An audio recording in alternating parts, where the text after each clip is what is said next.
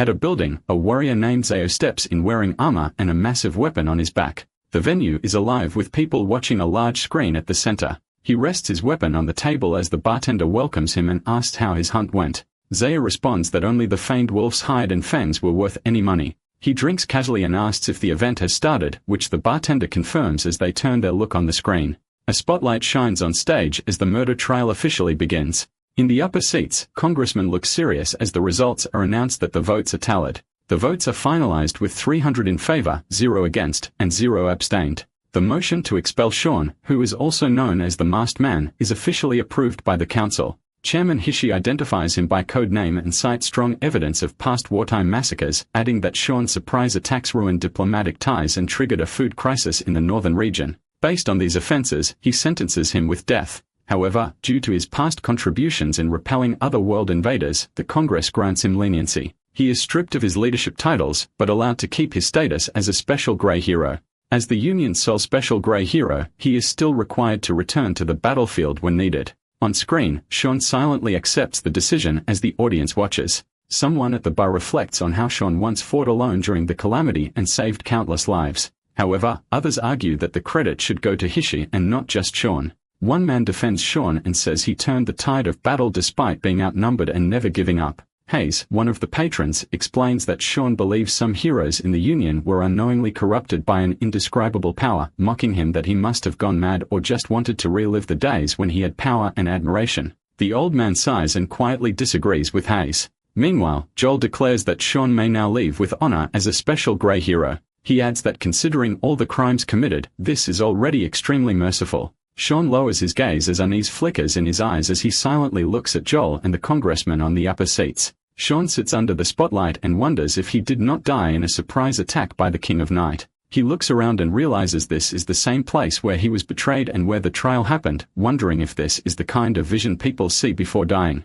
His eyes widen as something suddenly appears before his eyes, which turns out to be a system announcing the completion of the main quest to rebuild humanity and prompts him to choose a new path. The first option offers the path of a hero, continuing to protect humanity in secret despite their misunderstanding. While the second option offers the path of a monster, rejecting humanity for killing him and choosing to awaken in darkness. Another message warns that after choosing, he will be randomly teleported to an F-rank dungeon in 20 minutes. Sean panics and struggles to accept that he has regressed, realizing he is once again standing at the crossroads of history. With determination, he smiles and prepares to make his choice. Sean chooses the path of a monster and stands firm with a cold expression. Joel asks if his silence means defiance and silently admits Sean is an unparalleled existence in the world. He states that as a leader, Sean lacks EQ and political knowledge, and his existence hinders the interest of others. It turns out that the Union has already destroyed Sean's reputation and exiled him from society, revealing that the trial humiliates him physically and aims to erase him completely.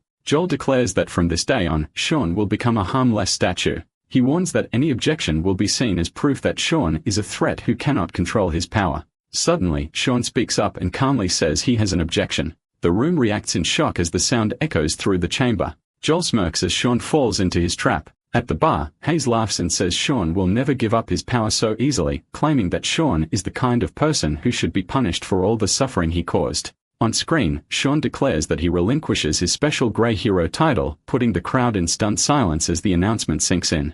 Joel slams his hand down in disbelief, shouting in shock and demands to hear what Sean just said. Sean repeats calmly that he relinquishes his special gray hero title. He lowers his gaze and says he is already tired of being a hero, prompting Joel to accuse him of showing defiance and dissatisfaction toward the Congress. Sean walks away silently, saying that he feels nothing but an unexpected sense of ease. Joel panics and thinks this should not be happening from someone meant to represent humanity. He accuses Sean of abandoning responsibility and using power to pressure the Union, yelling that Sean cannot just leave like this. Sean turns back and asks if there is anything else. From the stage, Joel declares that since Sean gave up his title, he must also give up his strength. At the bar, someone questions what the chairman means while Hayes says it is obvious. They realize Joel wants to strip Sean of all his strength and turn the punishment from symbolic to real. A girl asks what level hero Sean is and a man beside her responds that he is level 13. Zayo explains that Sean is level 13, 4 levels higher than Hishi, and the only one able to enter rank 10 dungeon. He doubts anyone else will ever match Sean's power even in the future. Joel yells that Sean's strength was built on sacrifices and public support, and abandoning it is an insult to the Union. He declares that Sean may leave, but only after surrendering his strength in front of everyone. Sean stands firm and repeats the demand with disbelief, prompting Joel to begin sweating and unable to respond. Officials and spectators wait in tense silence until Sean lowers his head slightly and says fine. Surrounded by glowing energy, Sean raises his hand and says he will give it up. Sean raises his hand as blue energy swirls around him with immense force, shocking everyone at the trial. The energy intensifies as Sean prepares to release it, while power bursts outward in a massive surge that engulfs the space. People bow their heads as they feel overwhelmed by the pressure. A man collapses to the table and weakly calls for help, while Joel braces himself and mutters that Sean is so strong. He admits that even as a level 9 hero, he has to use all his power just to resist the urge to kneel.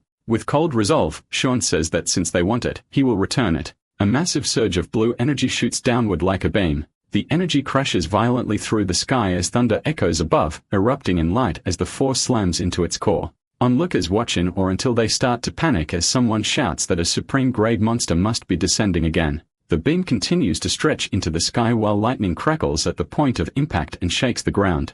Inside, people lie unconscious under debris from the overwhelming force. The energy finally begins to fade as Sean stands at the center of the destruction. Joel stares in disbelief and mutters that the surge lasted 10 minutes before Sean fully dispersed his power. Joel suddenly smirks and says Sean has truly become an ordinary person, thinking there is nothing to fear anymore. Sean silently stands with his hand glowing faintly, walking toward the exit without a word. Joel watches him go and awaits him to leave. Sean calmly touches his face as he walks away, removing his mask and throwing it away. Joel warns that once he leaves, death will surely follow. Sean steps through the door without hesitation until a glowing red beam shoots downward at him. Joel panics and shouts in disbelief, asking how Sean vanished.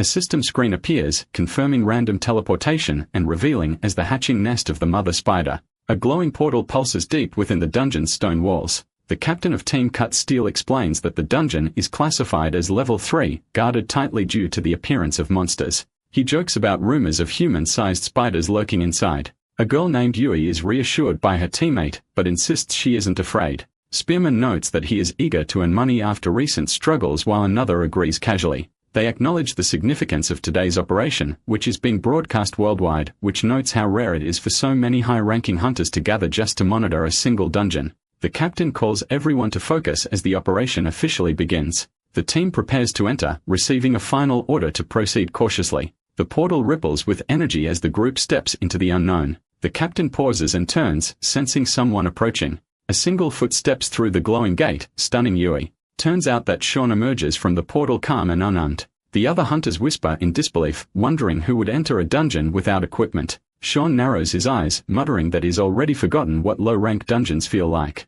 He smiles to himself, recalling the first time he entered a dungeon. He reflects on how the world was thrown into chaos and how humanity eventually adapted by creating classes and rankings. He acknowledges that he returned to a lower-ranked dungeon not for training. He summons his status board to check something, wondering what kind of being these choices will lead him to become, knowing the hero's path failed him once before. He silently notes that he's looking forward to becoming a monster who sheds no tears. The captain casually approaches him asking about his weapons. Sean raises his fist calmly and states that this is his weapon. The captain laughs and believes that he is a martial artist, teasing that it's a smart way to cut cost. The captain smiles and asks for his level, to which Sean calmly responds that he is level 1. The team reacts with shock and disbelief. The captain laughs, thinking he must be joking. He mocks him for trying to die as a level 1, while Sean moves the captain's hand away, declaring that he came to vanquish monsters. Spearman suddenly warns him that even a level 2 beast could kill him, advising him to stay near the entrance. Sean replies that he won't be a burden and tells them not to worry.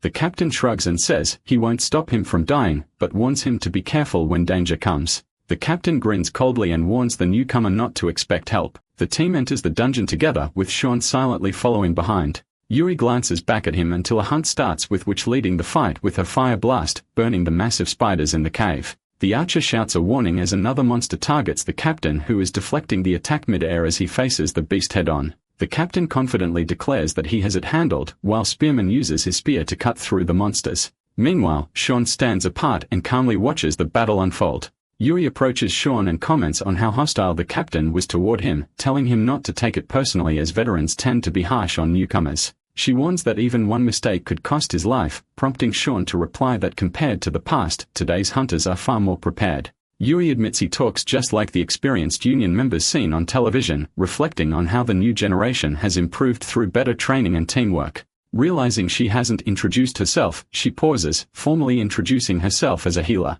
They shake hands as a sign of mutual respect, while Sean shares his name, his level as a level 1 hunter who is still undecided on his class. Yui looks surprised and asks if he hasn't decided on a class yet, saying he's still thinking it over and silently claims to be proficient in all known classes. She admits that most classless hunters can't keep up in combat, though he might be different. Her gaze sharpens as she realizes something, prompting her to apologize for talking too much. A sharp and pointy leg suddenly launches, prompting Sean to grab Yui instantly. The leg is suddenly covered with purple energy, crashing through the ground with immense force. The archer shouts and confirms that the shadow spider has emerged, displaying its massive form while surrounded by purple horns. A hand suddenly reaches from the shadows and it turns out that it is Sean who catches the spider's sharp leg with his bare hand. With a firm grip, he snaps the limb effortlessly. He shields Yui with one arm while restraining the beast. Swinging the broken limb, he charges forward with precision, striking and tearing through the spider in a devastating blow. The shadow spider falls after taking a critical damage, while Sean stands calmly beside Yui as the monster slumps forward. The hunters stare in disbelief, questioning if martial artists are truly that powerful. One of them insists that not even veteran martial artists show this level of control. They note how he struck the spider's eye, its weakest point, in an instant. Despite the monster being a higher level, he used his knowledge and raw skill to bring it down. Yui clings to him tightly while he asks if she can let go now. She's caught off guard when he points out she's choking him. Embarrassed, she quickly pulls away and apologizes. Sean looks at the system screen confirming that killing monsters doesn't interfere with class selection. Sean reflects that the leveling system allows him to defeat monsters without worrying about stats or gear. He thinks back to how he rose from nothing by relying on this very mechanic. The captain admits he was wrong to doubt someone like him who is willing to enter a dungeon alone, prompting him to thank Sean for saving Yui and promises to share his reward later on. Sean replies that helping others in danger is only natural, baffling the captain by his response. Their hunt continues as the captain slashes through a new threat with a powerful strike. The team takes the loot from the dead spiders, while the captain warns that the boss should be close by. The captain tells the team that they will be able to return to the real world after the battle, reminding which to prepare fire-related spells to destroy its silk. The others argue about watching the end of the trial while Spearman insists his disdain at Sean. The archer shares that he just wants to see Sean's face, while Witch tells about rumors that Sean might actually be female. Witch looks conflicted and says that she once believed Sean was humanity's hope until the tragedy happened at Took City. But Yui suddenly shouts and expresses her opposing opinion. She tries to defend Sean's honor and shares that he heard that a contaminant-type mutant monster had befallen the city. Spearman mocks her defense of Sean and suspects that she is his supporter on the internet. The captain interrupts and ends the tense conversation, questioning if they are trying to guilt others into silence by bringing up such things. The team moves out as the captain announces it's time to face the boss. Inside the lair, thick webs stretch across the cavern walls. Spearman remarks that this proves the boss is nearby and ready for battle. The archer wonders what kind of treasure the chest will hold once the spider is defeated. Sharp legs stir within the webs, revealing the creature's presence, prompting the captain to shout that the boss has arrived. A massive armored spider emerges, its glowing eyes locked on them. The captain charges in first and is determined to strike it down. The spider raises its claw and slams it toward him with crushing force. Spearman strikes the spider head-on with his full strength. His blades of green energy tear through its limbs in rapid succession. Sean observes that monsters in low-rank dungeons lack intelligence, noting that the key is proper coordination.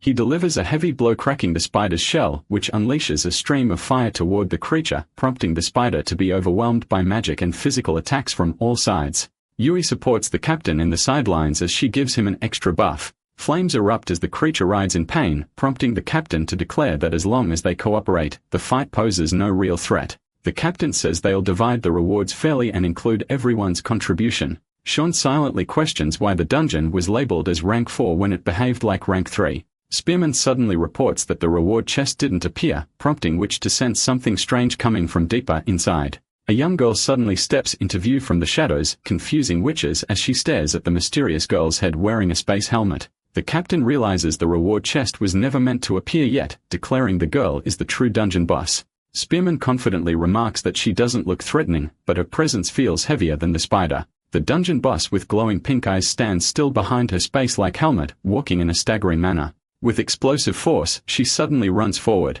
Spearman stands with his spear, charging forward with fierce momentum. The archer yells that she'll easily dodge such an obvious attack, but instead of evading, the girl takes the hit head-on as the impact bursts through her chest. The spear pierces through her body, while the others watch in silence. Spearman confidently assumes she's not difficult to handle until he strikes again and shouts to finish her off. Her stomach wound twists unnaturally as silk threads begin to emerge. Spearman suddenly finds his arms bound tightly, baffled by her unexpected counterattack. He screams in pain as the threads tighten, prompting the archer to scream in fear for him. The captain warns that the silk can't be cut with weapons and must be burned with fire, which summons blazing fire magic with a focused spell, devouring the enemy with a massive fire. The captain orders the archer to pull Spearman away from the fire's path, but the flames engulf the battlefield as the heat intensifies. The archer can't get through the fire until the enemy's multiple legs emerge from the flames. Spearman is stunned in disbelief, seeing how the boss has evolved with more legs like a spider. The captain mutters that he's never seen a boss like this before.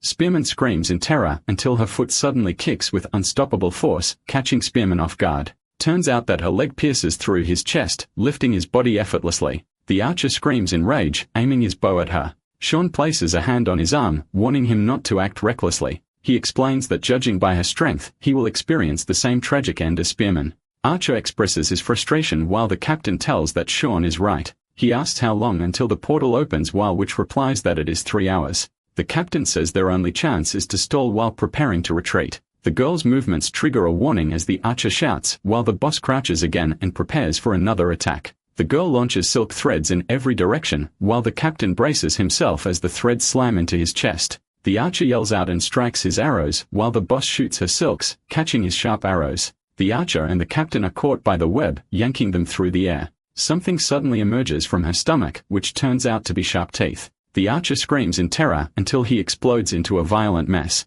Yui covers her eyes while Witch freezes in horror, seeing the archer being eaten alive by the boss. A trail of red streaks the floor beneath her dangling legs. The captain yells in fury and charges with his weapon blazing, slashing the monster, but she swiftly blocks the attack with her leg. He stares in disbelief, unable to understand her strength, wondering how a level 1 hunter like her can overwhelm the entire group. Struggling to break free, he's quickly restrained again, realizing that he is screwed as he is closing into her sharp teeth. Someone shouts for the captain to pass him the sword. Sean rushes to him and says the only way to save him is to cut his arm. The captain clutches the silk with trembling hands until he closes his eyes as he accepts his fate. The captain throws his sword, while Sean catches the weapon and dashes forward. With swift momentum, he lunges toward the trapped captain. Sean raises the sword high, aiming to strike. In one clean motion, he severs the captain's arm, prompting him to cry out in pain. The boss backs away after losing his meal, while Sean supports the wounded captain. Yui instantly goes to the captain and heals him with her magic, which hesitates and trembles, saying that she does not want to die in the dungeon as she sprints away. Yui asks Sean and wonders why he is not escaping. Sean explains that the boss let her go on purpose because she enjoys watching people flee. He says creatures like this feed on the emotions of ordinary people. Yui stares at him, trying to understand what he means by fear and being chosen. He tells her these monsters are chosen by the outer gods of the void. Sean explains that beings blessed by the outer gods defy logic and gain immense power, silently commenting how sadistic the system is. The boss twitches violently as black fluid seeps from her body until a massive surge of dark energy bursts outward like riding tendrils. Yui gasps as the purple mist closes in around her. She instantly uses detoxification. Meanwhile, the mist continues to swirl around, which her body begins to freeze as her expression turns blank. Yui stammers that this isn't poison, but mind control instead. The boss silently watches from within the nest of shadows until she notices something. Sean speaks calmly, saying she must be confused why he hasn't fallen yet. He explains that while he lost his original class, his high-level willpower and spirit remain. His eyes glow as he mocks her weak control. He calmly steps forward, noting that he obtains a powerful evolution ability. Sean transforms into a monster and thanks her, saying he would not be able to fight seriously if she had not made the others lose their consciousness. His transformation continues as he addresses the boss as a mere chosen and first to witness his transformation. In a monstrous new form, he tells her to be proud. The boss convulses violently as his power clashes against hers. He leans forward as power radiates around him. His eyes glow as he exhales calmly. In a flash, he vanishes from sight. The boss braces herself as the void energy trembles around her. She launches forward in a desperate counterattack. Sean strikes first, slashing through her with blazing force. Her body is flung backward as dark energy leaks from the wound. He stands calmly while holding her severed leg, while the boss twitches violently and barely holds herself together. Sean shrugs and says it might have been too soon, but it worked out fine. The girl unleashes a final desperate wave of silk from her chest, exploding in every direction and tearing through the cavern walls. Sean scoffs and says she's not even worthy of being chosen. He crouches, taunting her for needing more than that to survive. His eyes narrow as he declares he won't let her live long enough to grow stronger. With a blur, he launches himself straight into the air, striking multiple attacks against the boss. Sean descends like a meteor, cloaked in burning energy. The boss loses more legs, while he calmly notes there's only one left and says it's time to end it. The boss staggers, barely able to stand as her body weakens. She lunges forward with one last burst of strength until a sudden flash of attack strikes through her, prompting the boss to crash into the ground. She tries to crawl, reaching for Sean's foot. He points out that she did not expect being on receiving end of violence. He raises his clawed foot and coldly commands her to die. With a single strike, he brings her down for good. A system message confirms the quest is complete, awarding the leg of the spider demon. Meanwhile, sunlight shines down on a busy city square as life moves on. Yui reflects that it's been 2 hours since she was pulled out of the dungeon. She recalls that the captain was taken into the hospital due to his injuries while she and Witch left by themselves. She is worried after not seeing Sean since they left the dungeon. She suddenly pauses, seeing him standing outside a building. The sky is clear as sunlight pours over the tall city buildings. Sean reflects that after escaping the dungeon, he wanted to find a place to stay in. He checks rental prices and realizes a one-bedroom apartment is already too expensive. He recalls being taken care of in the human world in his past life, and his money was useless. Suddenly, Yui waves excitedly and shouts his name. Sean turns and recognizes her voice. He stares in surprise, wondering if she's really the healer from the dungeon. Yui pouts, introducing herself again as more than just a healer. She's relieved to see him alive and well. She asks where he's staying, but he casually replies that he has no place yet. She suddenly thinks of an idea. Yui explains that Da City was built after the calamity, so has only been around for just over 40 years. She explains that this area used to be farmland, but is now fully urbanized. They stop in front of modest house as she tells him it's her home. Yui reassures him there's a spare room, so he doesn't need to worry about rent. Sean looks up at the emblem while Yui tells him that her dad received it after being discharged from the military. She explains her father was a transparent swordsman and top-tier hunter. She adds that her dad said they fought alongside Sean and stayed in the same campsite. She admits she's not sure how true that is since he was probably drunk when he said it. Sean asks where her father is and Yui quietly says he has already passed. She explains that years of battle wore down his body until it finally gave out. She also shares that her mom died giving birth to her younger sister. He pauses in silence, unsure how to respond. Yui quickly brightens up, saying it's been years and she's doing perfectly fine now. She asked him to come on, mentioning having spare bedding but no extra clothes. She points to the second floor and tells him he can stay there for now. Sean thinks to himself that once he earns enough money, he'll repay her kindness. Suddenly, a wheelchair screeches across the pavement. Lily in a wheelchair looks up and asks about the visitor. Yui explains that he's just staying over after coming back from a dungeon. The girl replies bluntly that it's bold to bring a stranger home. She rolls away without another word, leading tension in the room. Yui laughs awkwardly and says Lily is actually a nice kid despite her bluntness. Yui shares that today is the trial for Sir Sean and her sister has been especially upset. Sean silently comments that he's surprised he's already made a few enemies. Lily stares at a screen filled with information in a dark room. Her screen displays data questioning if Sean's strength was too much to be human. She angrily yells at the article, furious that people are already making excuses for him. Lily slams the table and screams in frustration, calling everyone knuckleheads. Yui gently calls out from the hallway, saying it's time to eat. Lily yells back that she's too busy to eat, questioning what kind of guest he is that requires to be greeted. Yui finally gives up, setting the table with a simple meal for just the two of them. Sean tries the food and says it tastes really good, suddenly recalling the unpleasant meal he had during the war. He endured everything as long as he was able to fight against the darkness for humanity. Suddenly, news anchor on the television asks a professor for his views on the mysterious Sean incident. The professor claims the Union Congress should not be trusted without oversight, presenting a theory that Sean disappeared to avoid punishment and public backlash. He repeats that it is just a theory and might not be true. The reporter shares how Sean's disappearance raised many suspicions from the public, prompting the professor to say that their own intelligence proves he acted on his own. He points to the audience, calling the pessimist excuses baseless and dangerous. The professor notes that the world will keep spinning even without Sean. Yui quietly wonders if Sean really ran to escape punishment. She turns to Sean and asks for his opinion, looks down and slowly repeats her question. Yui says there must have been a reason behind Sean's actions. Sean casually responds saying he doesn't care. Yuri wonders if Lily saw the broadcast and how she must have reacted. Suddenly, an angry voice shouts from outside and tells them to come out from hiding. Yuri looks terrified after recognizing the voices of people from the Kaijin investment firm. A loud knock pounds at the front door, threatening to break in if they don't answer. Rushes to the door to open it until a group of suited men stand at her gate. She firmly tells them she has no intention of selling the house. Tuling smirks and shares that he knows about the disbandment of her team, revealing that he heard about it from the government. He leans in, asking how she plans to fight back now that her team is gone. Yuri stays silent, unable to know how to respond. Tuling smirks and says they'll give her 5 days to reconsider. With a smug grin, he offers a $100,000 to develop the land.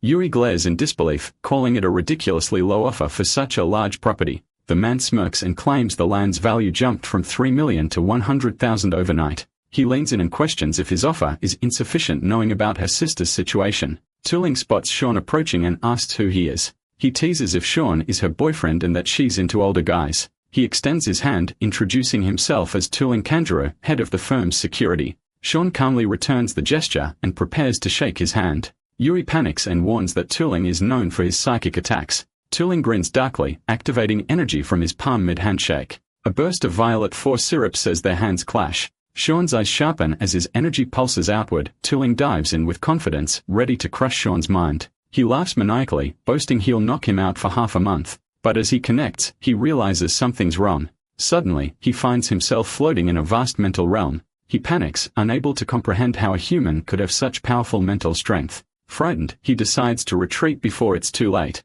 His smug confidence fades into dread until a massive wave rises from the depths and towers over him. Tuling is swallowed by the sea, dragged down helplessly into the mental abyss. Tuling flails underwater, realizing he's completely outmatched. He pleads for escape as panic overtakes him. Suddenly, a pair of glowing red eyes loom from the dark abyss. He screams in terror after seeing a frightening figure. Back in reality, she rushes to his side, shouting his name in alarm. Yuri watches, confused by the sudden turn of events. One of the men accuses Sean of doing something to their boss and attempts to attack him, but someone stops him. Zai tells him to use his brain and questions if he is stronger than their enemy, assuming that his level is higher than Tuling. Zai takes his boss and says that Yuri got lucky this time but won't next time. He warns that those who lay hands on their people won't get away easily. Yuri calls out to Sean, asking what he did to Tuling. Sean shrugs and says the guy asked for it. She suddenly shares that after their father passed, men kept trying to take over the house. They even threatened her sister when she was not around. She recalls how relieved she was that Captain Song stepped in to help when she joined his team. Yuri admits she didn't expect they target her so soon after what happened to Captain Song. Sean wonders if the government will intervene or send her elsewhere as a descendant of a soldier. She wonders if the men from the investment firm would keep looking for them if they receive special treatment. Yuri points out the unfairness of the government for favoring the firm over them. Sean quietly reflects. Afterwards, he washes the dishes while Yuri tells him he doesn't need to be doing that. He says he's staying in her house, so it's only right to help out. Yuri confesses she was scared and didn't know what she would have done alone. Sean shares that he plans to join other teams to raid dungeons, while Yuri hopes that Sen regains consciousness or she will find a new team if he doesn't. She also points out that it's hard to gain trust among team members inside the dungeon. Worry who will watch out for their welfare since Sean is no longer around to keep things in order. She smiles and promises Sean to recommend him to a trustworthy group if she finds one. He simply acknowledges her offer and silently finds a shame since he chose the path of a monster. Sean thinks to himself that no one will ever be able to stand beside a monster. Suddenly, he looks up in surprise as something flashes in front of him. A system window appears with a new quest, which is to suppress a level 4 dungeon alone. A blue rift suddenly appears inside a dungeon, forming into a portal. Sean emerges confidently, silently thanking the system's built-in teleportation gate, allows him to enter and lead dungeons at will. He notices that the dungeon this time is set in Europe's Dark Ages until he notices a strange statue. He looks up to see two massive gargoyles, surprised that they are his first trials. The statue suddenly cracks as the level 3 monsters take form with a violent pressure. He points out how these monsters are such a pain to fight, certain that Yuri's cut steel team won't stand a chance if they fight them.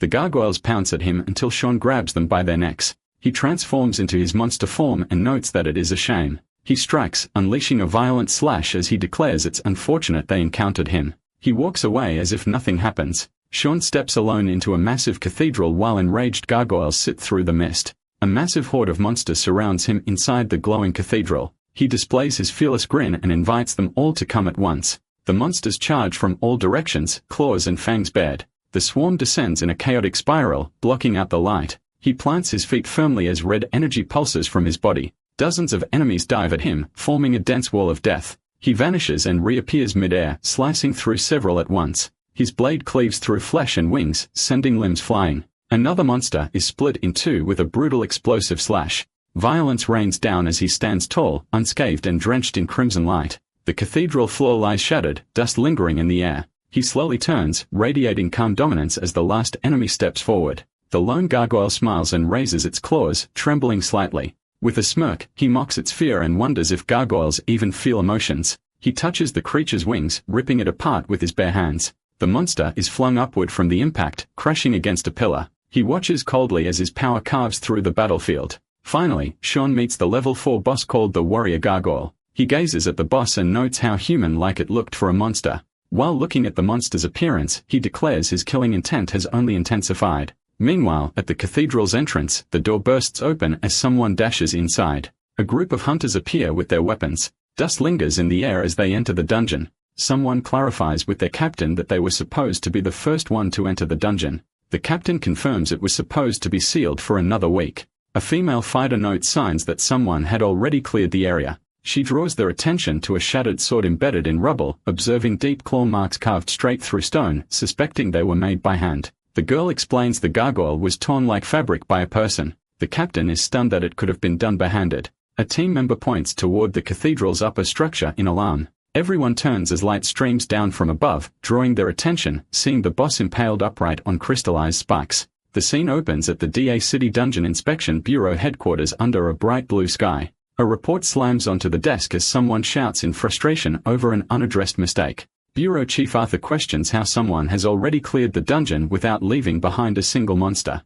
Another officer calmly asks what the report implies, suggesting a deeper problem within their operations. A younger man remarks that the disappearance of the dungeon could be considered a good thing. Arthur notes that this could become a case of malfeasance, noting that the person clearing the dungeon could ambush the groups entering it. He criticizes the younger generation's complacency and ignorance of history. He is in pain as he reminds them that humans should never die as a result of such a senseless internal strife, but he returns to the main point. The officer reviews the report, revealing the gargoyle dungeon was first cleared by a single person. The monsters were all destroyed purely with brute strength, and the traces lead to a single person who was responsible. He also notes that it would be impossible for them to use all of the loot that they obtained since only a single person was responsible for the job. He gives the order to track down the one responsible and uncover their identity. Meanwhile, the scene shifts to the bustling Dane City Hunter trading market. A muscular vendor greets Sean warmly and pays him for his loot. He notes that most dungeon materials are useless to him and is ready to sell again.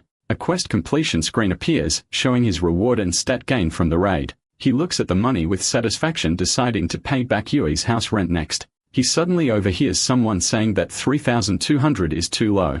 Yui pleads with the merchant to reconsider and says that the sword slayed a lot of monsters. The vendor shrugs off the sentiment, claiming it's just an outdated model with no special value. She feels disappointed after realizing how undervalued the sword has become. The merchant mockingly offers 3,500 out of pity, trying to sound generous. She softly apologizes and feels guilty for parting with his belongings. The vendor mocks her sentimentality, smirking at how easily she gave in. He grins, thinking he scored a profit and mentally celebrates buying it cheap. Before she hands it over, he tells her to hurry with the paperwork before he changes his mind. Just then, Yui pauses as someone tells her to wait a second. She looks surprised after seeing Sean while he narrows his eyes as he senses something. The system reveals the sword's hidden value, noting it contains rare metals tainted by a monster god's artifact. Sean tells her he'll be taking the sword and offers to buy it. The vendor panics and insists that he already made an agreement with her. Sean calmly places a thick stack of bills, stunning the vendor and Yui. The vendor displays his disappointment after letting go of a good deal. Later, the two sit quietly on a bench. She thanks him sincerely, saying she couldn't accept so much money. He waves it off, explaining the sword is likely rare gear, and insists she treat it as a proper sale. He tells her the sword has more hidden traits that might match her energy. Asking her to keep the money he gave, she is surprised that the sword is full of secrets just like Sean. Despite having too many questions about him, she promises him to keep her nose out of his affairs. She only hopes that he takes care of her sword that her dad left before he passed away. He silently notes that the name Flying Crow is fitting for the sword. Yui wallows in self-pity, but she explains that she needs to do it for her sister's sake. She mentions about the Great Evil Spirit, which is a level 10 creature that wreaks havoc in Darth City. She remembers how the fierce monster once wiped out an entire city where all registered hunters and soldiers joined battle, the same time where her dad lost his life and only his sword was recovered from the battlefield. She recalls the deadly green mist left behind, a lethal radiation that engulfed the area like a curse. Lily's legs were caught by the very edge of the radiation sphere. Everyone had said her dad chose the sword because Lily was worthy of wielding it. She shares how the Great Evil Spirit forced them to buy weapons from the black market while she took on dangerous quests to survive. He remembers how the monster's radiation forced people to evacuate entire cities, uprooting families like hers. With a sullen look, he admits this is why he hates monsters so much. Sean mentions Sean's arrangement with the Union's government to give pensions to relatives of soldiers, but she was clueless about it. After collecting herself, she rises from the bench and says it's time to head back. She promises him she'll treat him to dinner since he said that her cooking is good. They walk together along a peaceful park while they passed by two men in suits discussing whether they can find the person they are looking for in this area. They followed their chief's deduction, expecting to spot their target in the area if he plans to cash out his loot. With their plan set, they are determined to find their target. Yuri's quiet house sits under gloomy skies, while Lily grumbles about annoying online comments and goes to get some water. She suddenly stops as loud knocking echoes through the house, exclaiming in panic that it's the people from the Kyujin investment firm. The loud banging continues while Lily is still startled by the noise. She quietly maneuvers toward the hallway with a look of concern. Her hand tightly grips a wooden sword resting beside her. Determined, she wheels herself to the front door with her sword ready. The men from the investment firm return and break the gate. The man smirks and claims he knew someone was home. He pauses in surprise upon seeing Lily in a wheelchair holding a wooden sword. Mocking her, he laughs and belittles her attempt to stop them. She glares back fiercely and charges forward, raising her sword with a shout. She swings with full force, but the man simply dodges. However, her wheelchair topples and throws her to the ground. Gritting her teeth, she shouts and clutches her sword tightly. Her eyes widen when the man steps on her weapon, mocking her desperation. He commands the others to ransack the place and find their real target. They kick over furniture as they do the chaotic search. Another reports that no one else is here despite searching every room. The man decides to kidnap Lily to hold her hostage. The man notes that they need to instill fear in them if they just simply leave. He grins as he assigns a mission to his underling, handing over a set of car keys and instructs him to crash the truck into the yard when Yui returns. He smirks and says that the accident will be the result of someone losing control of their car. The subordinates acknowledge their mission and keep moving. Thunder crackles as rain pours over the city. Yui asks Sean to hurry up while they rush under the rain. Her eyes widen in shock as she spots something. She sees Lily on the ground while soaking wet, struggling to get up while her frustration displays. Yui screams her name in panic as she closes the distance through the rain. She helps her sister back into a wheelchair and urges her to talk inside. Yui asks Sean to bring her sister inside while she takes their things in the yard before they become unusable. Yui turns around while clenching her fist until a massive impact catches Sean and Lily off guard. He looks behind him, seeing Yui surrounded by a mountain of trash. The man driving the truck pretends to be in the wrong area, telling Yui to get inside and take a good shower. He notes that this is only the first gift from the investment firm. Lily screams in panic for her sister, but Sean stops her. She asks him to let go, warning that going to her sister now will only make her feel worse. Yui turns her back on the trash, walking past Sean and Lily without a word. She continues to walk silently while Sean and Lily remain outside as the rain continues to pour. She asks Sean why terrible things are happening to them, wondering if justice exists in the world. He coldly responds that there has never been any. He adds that the powerful decide what is just and unless they fight back, nothing will ever change. He holds her wooden sword while noting that even the rain that falls on everyone is not fair, adding that it rains for the unfortunate beggars and the unjust alike. He reiterates that the world is unjust just like the rain, crushing the wooden sword with his bare hand. Lily trembles and lets out a frustrated cry, while Sean notes that he was not supposed to give any interest in their pitiful situation. However, trouble just keeps knocking, and it is really giving him a headache. Lily asks where he is going, while he responds that he will finally deal with the investment firm. Lily tries to stop and warn him, noting that fighting back is meaningless. He agrees with her as he unsheathes his new-bought sword. He raises the sword with fierce resolve, saying he learned to fight meaninglessness with meaninglessness. With a cold stare, Sean declares he will kill trouble with trouble. The heavy rain continues to pour. At the firm, a satisfied client leaves and expresses their joint venture. Sean looks up with a piercing gaze, his face soaked but expression unshaken. Security stands attention inside the building, while one of the staff members notices something and turns with curiosity. The entrance doors open as Sean steps in while dripping wet. The staff get excited after seeing a troublemaker, asking if he knows where he is and orders him to put away his weapon. Sean dismisses them despite their warning, but his expression hardens as he looks down. The man's face is suddenly cut with a deep slash, leaving him shocked. Violence explodes as the staff die in an instant. A quest message appears detailing the Demon Sword sacrifice mission with instructions and rewards. Sean looks determined, while more members come out with their own weapons. They surround Sean in the lobby, reminding everyone to act with caution. They charge at him with an intent to kill, but Sean simply swings his sword effortlessly. He focuses intensely, preparing for his next move. With swift precision, he strikes down 2 opponents at the same time. One more remains while Sean looks at him with scarlet eyes. The staff looks terrified. While Sean's sword closes in, he slashes the man's arm, cutting his limbs next. Another staff member notices an opening as Sean's sword is stuck, prompting him to pounce him behind his back. Sean releases his sword, using his bare hand to punch the enemy, fearing his strength and comparing him to a tank. Sean stands over his fallen enemies, walking away while he leaves his trail. Meanwhile, the boardroom discusses acquiring a house from the 2 sisters in the old city, worrying about rumors of disappearances. 2 men debate the redevelopment of the plot and its potential fortune.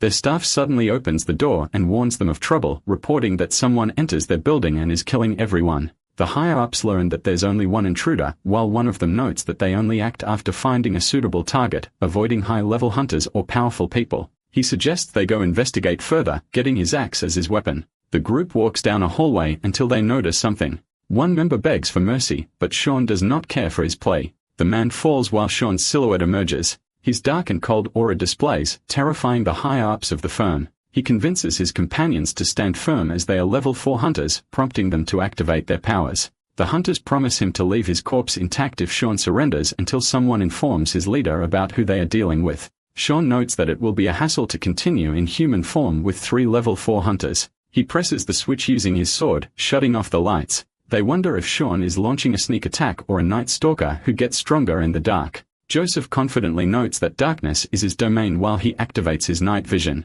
He suddenly sees a monster's feet on the ground, prompting him to look up to see his sinister form. He screams in shock after seeing Sean in a monster form. As the rain pours, Joseph sweats in panic while facing Sean's monstrous form. Sean vanishes using a flash step, and before he can react, he's pierced through the chest by a sharp sword. His boss screams and asks for Joseph, wondering if his subordinate is already dead. Thunder crackles outside as Sean slashes at the leader, who narrowly blocks with his axe. The blonde man beside him instantly summons his ice pearl after noticing the attack. Sean sees the threat and stretches out his monstrous arm, blocking the incoming ice with his bare hand. He shatters the massive iceberg effortlessly, turning with scarlet eyes as mist swirls around him. Chaos erupts and the boss panics upon hearing the commotion. He freezes as Sean closes in, then a swift slash tears through his neck, leaving him in shock. The boss dies as Sean walks away unfazed, noting his sword has finally awakened after these kills. The remaining mob trembles in fear, stunned by Sean's monstrous form. In a flash, he appears before them and slaughters them all without hesitation.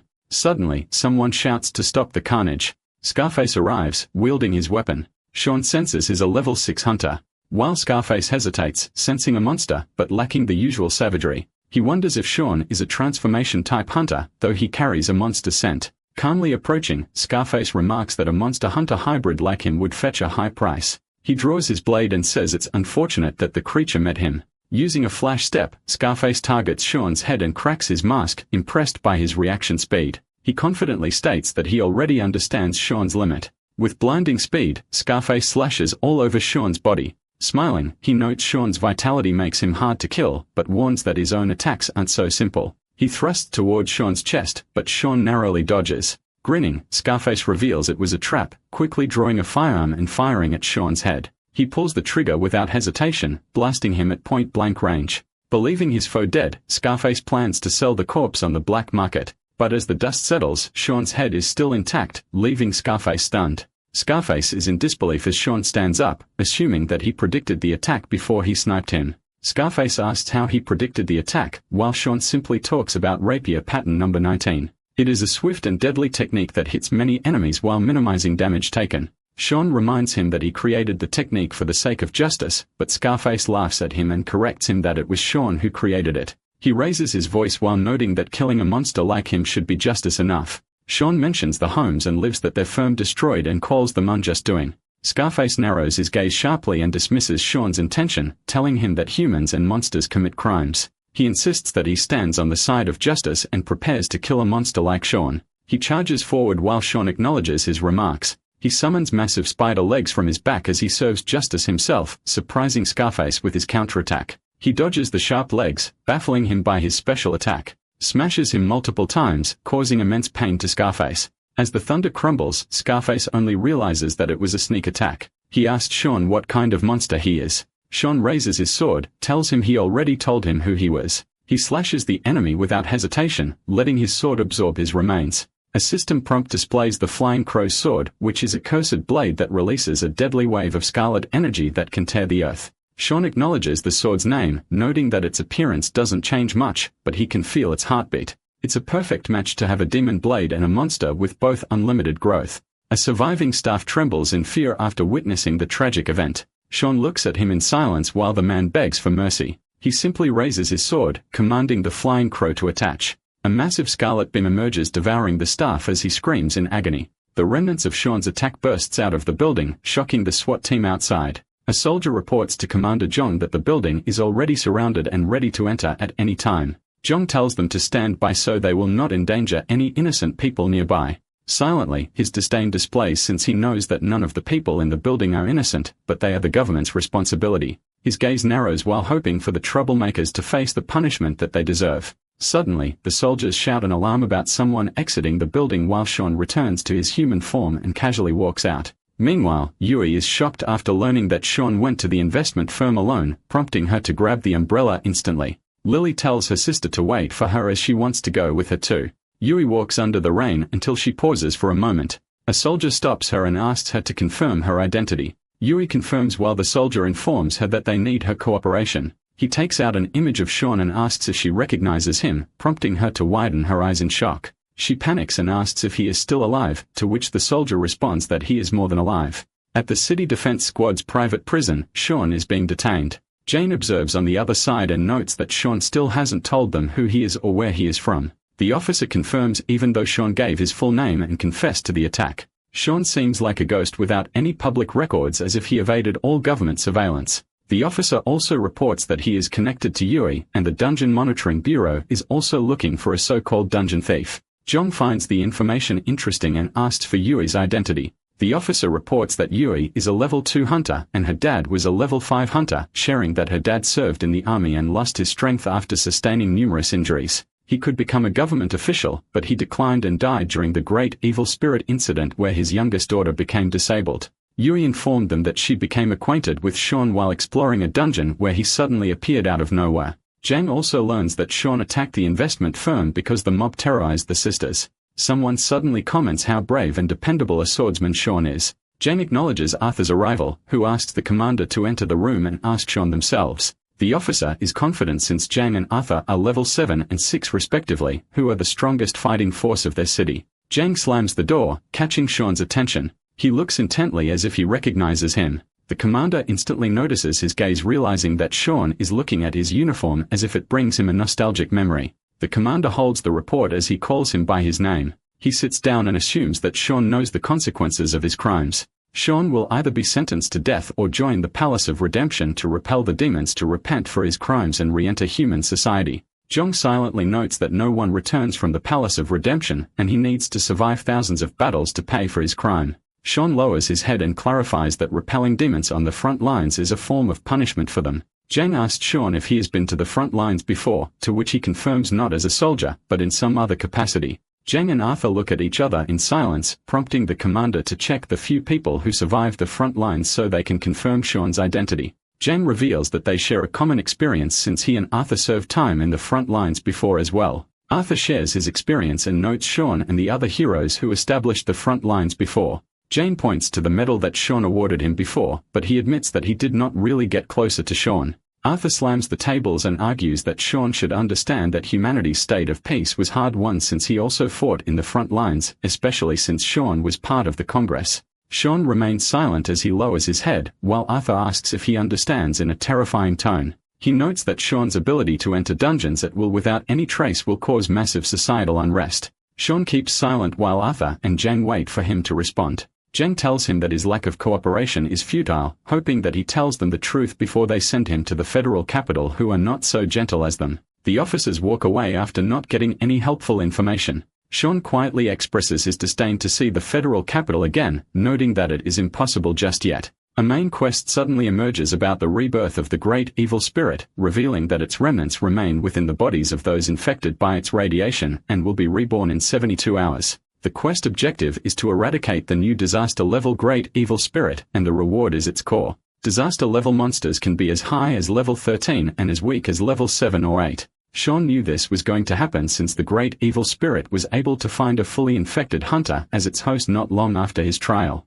In his past life, he instantly returned to save DA City from the same crisis after he had just been escorted to the front line after his trial. He still suffered bad press despite stopping the great evil spirit from wreaking havoc with a single punch. The people were not satisfied with him and thought it took him a long time to save the city. He faced wave after wave of defamation himself in the previous life and had no choice but to step forth again. In the present life, he tells himself that the world no longer has a hero named Sean, but just himself in the form of Sean. His gaze turns cold as he notes that he does not care about humanity anymore. Arthur asks Zhang about Sean being in the front lines, but the commander avoids answering it since he is too old. Zhang shares that he has not met anyone as young as Sean in the front lines, and his strength is immeasurable with his weapon infused with something strange. The commander is certain that Sean is a dual class at the minimum and cultivating more professions simultaneously. Arthur suspects that Sean is a genius based on how he annihilated the entire firm with level 6 hunters. Zhang disagrees after Sean chose to throw away his life because of the firm, and the Union will decide for his fate.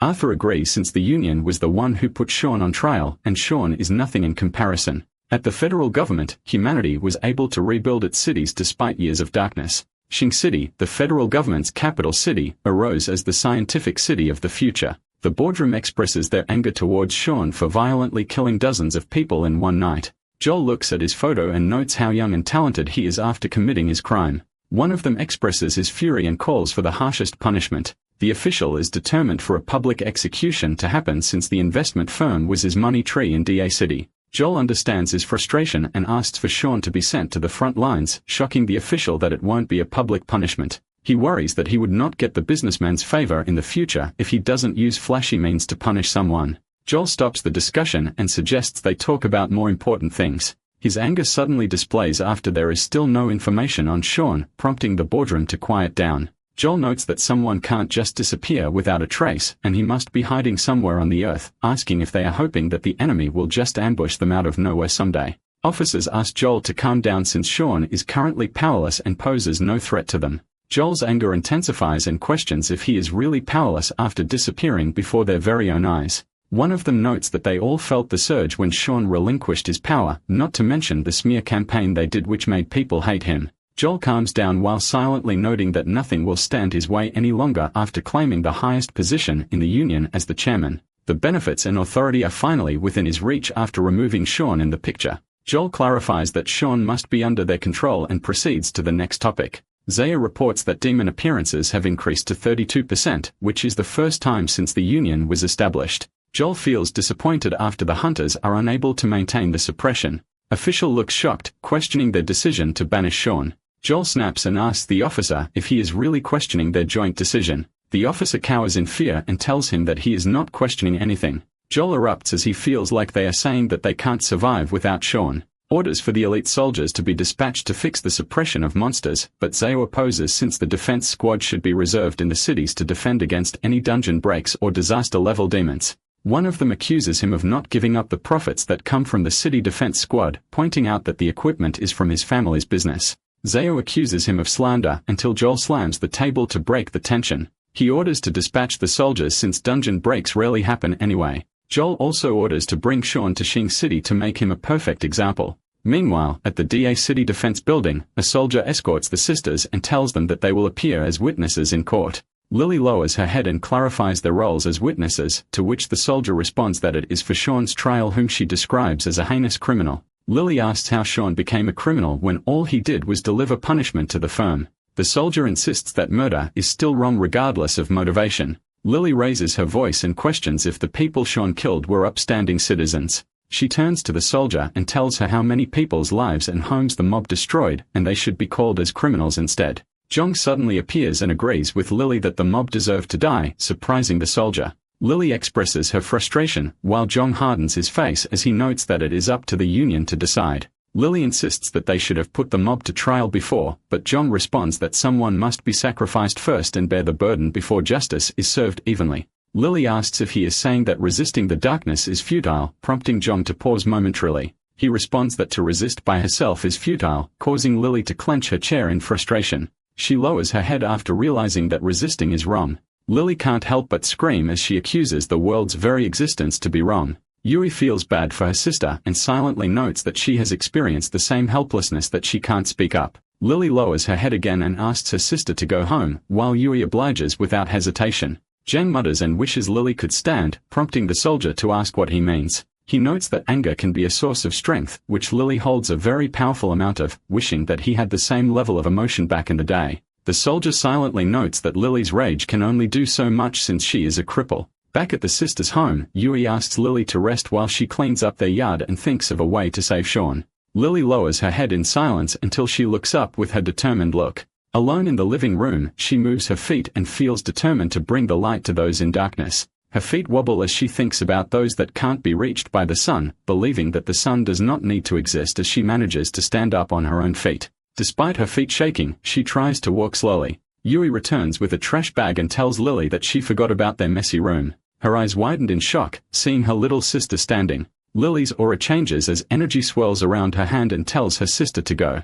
Massive tendrils emerge from her hand and urges her sister to run. At the City Defense Squad, officers talk about transferring the soldiers and a lot have filed their resignations on the spot after hearing it. Jang suddenly speaks to talk about the reason why he called them until he senses something strange. Jang looks at the window after sensing a familiar energy, noting that it is the great evil spirit. The officers panic and say that the commander must have felt wrong. Jang smashes the window without hesitation, ordering to initiate military action and evacuate the citizens. He steels himself as he fully accepts responsibility for the consequences of his commands. Meanwhile, the city carries on with their daily routines without any clue of the impending chaos. The news anchor reports about the killing at the investment firm 3 days ago. Someone suddenly notices the flower blooming, which indicates the arrival of spring, probably because it has been warm this year. The flower suddenly burst into bloom as a violent wind sweeps through the air. The man is taken aback, seeing a massive bee flying in the sky. The flowers suddenly cling to the bee as impending chaos quickly approaches.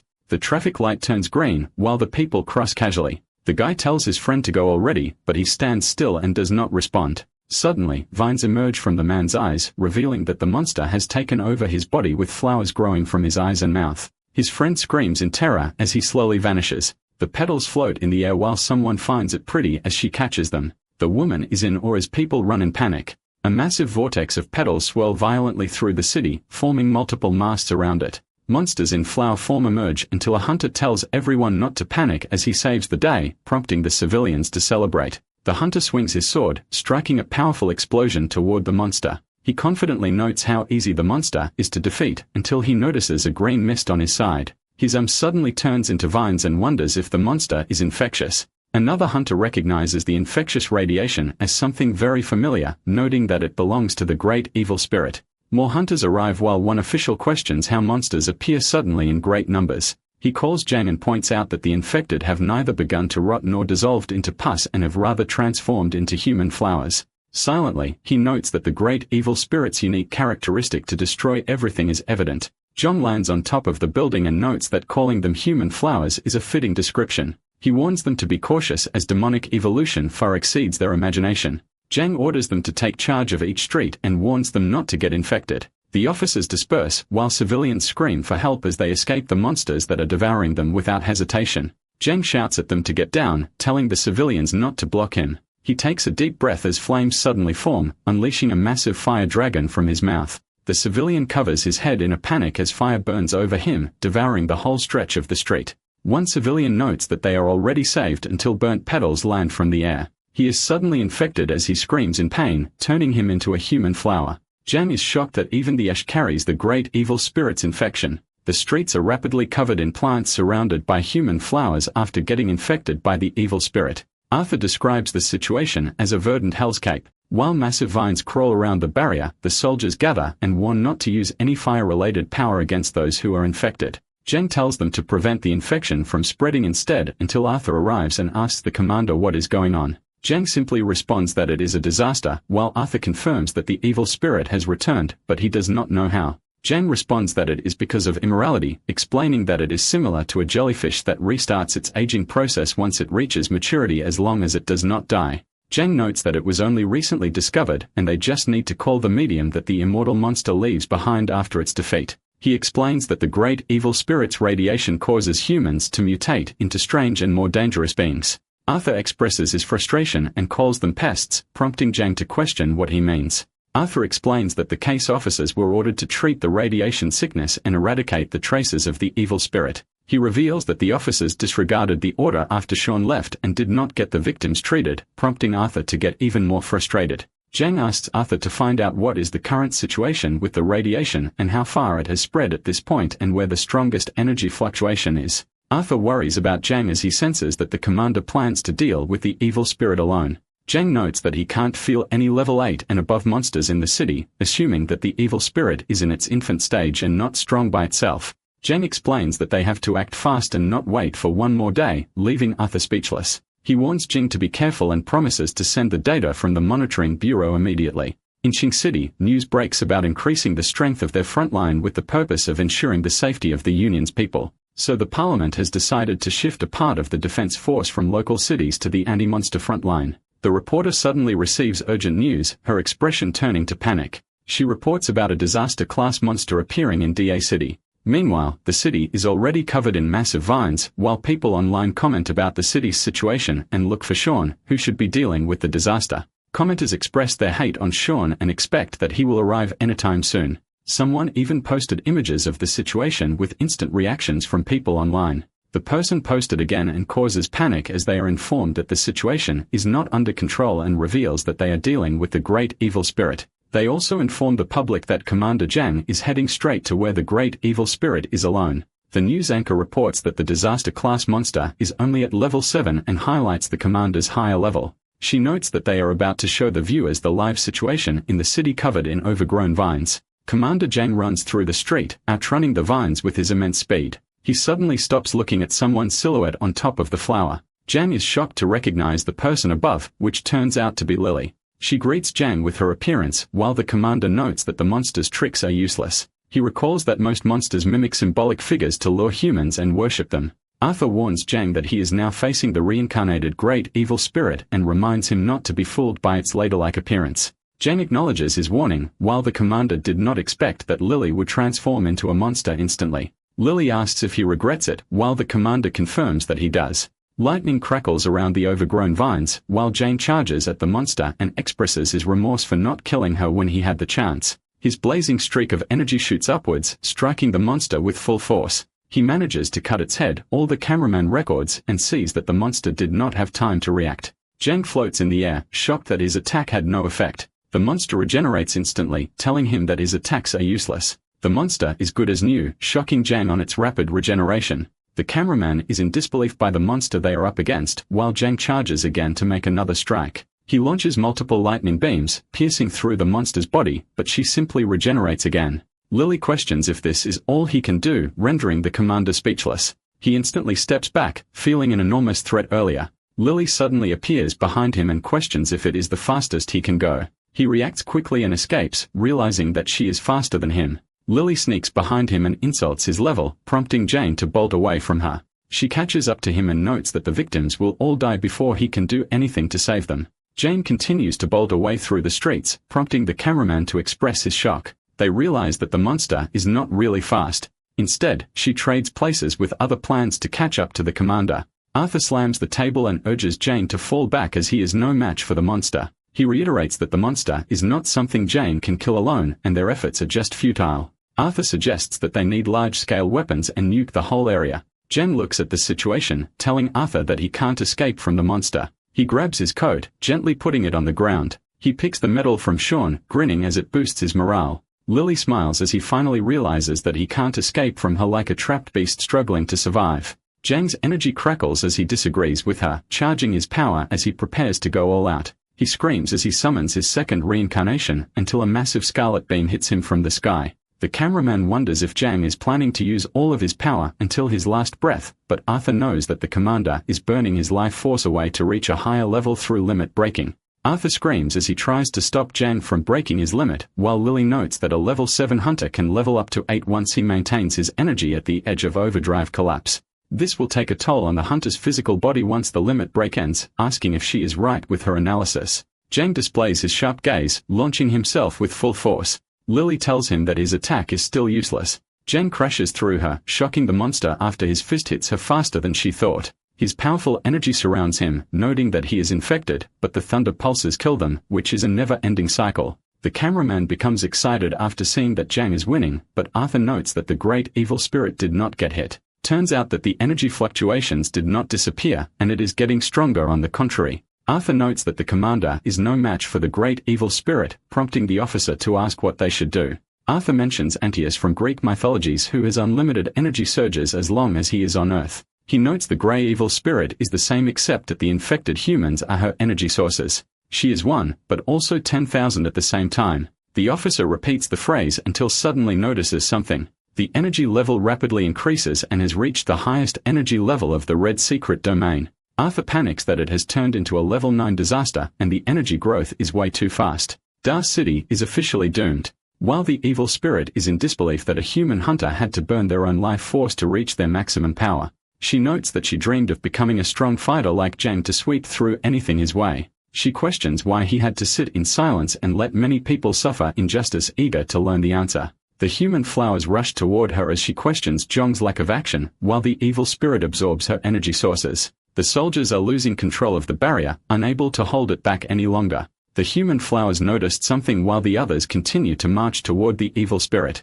The soldiers think that the human flowers are retreating and believe that they are saved until one of them realizes that it is not yet over. A towering form suddenly overshadows them as the evil spirit continues to keep growing as she absorbs her energy sources. A massive green light flashes in the air until the glowing energy begins to dispel. Revealing the evil spirit's gigantic form, Jang circles back to her question, answering that it is because of the cursed way of life. His energy surges again as a powerful beam smashes through the ground. He summons a red lightning bolt, noting that death is never rare. He charges forward to strike her as he screams that nothing new comes from being alive. Lily simply blocks Jong's attack with her bare hand until she notices something strange. Jong pierces her arm, leading the reporter to believe victory is near. While viewers of the livestream feel inspired, scarlet lightning crackles before the evil spirit as Jang powers through. Lily acknowledges that Jang does not think that nothing new comes from being alive. As Jang pierces through the evil spirit, Lily grabs him by her regenerated hand, devouring his lighting magic. Lily grips him tightly and tells him that he should die along with this cursed way of life. His wounded face displays until Lily crushes him without hesitation. Petals fall from the sky, while Lily comments that his attempts were never effective. Arthur looks at the screen in shock, noting that Jang's energy has vanished. The people watching are rendered speechless, while the mom covers her kid's eyes. Others panic and look for Sean, but one of them feels hopeless since he already retired and vanished. The girl reacts in panic and questions what will happen to their future. Everyone is at a loss for words while people on social media comment and wait for the federal government to send hero-class hunter. They suddenly regret vanishing Sean while others keep on looking for him. The federal prison sets the alarm about a disaster-class monster and asks everyone to evacuate. Sean sits silently in his cell. His sharp gaze displays. Joel slams his table and calls everyone useless. His wrath displays due to the lack of action from the officials and their need to prepare before attacking. The people in the boardroom sit quietly as Joel rants until someone speaks up that they should not have treated Sean as heartlessly as they did.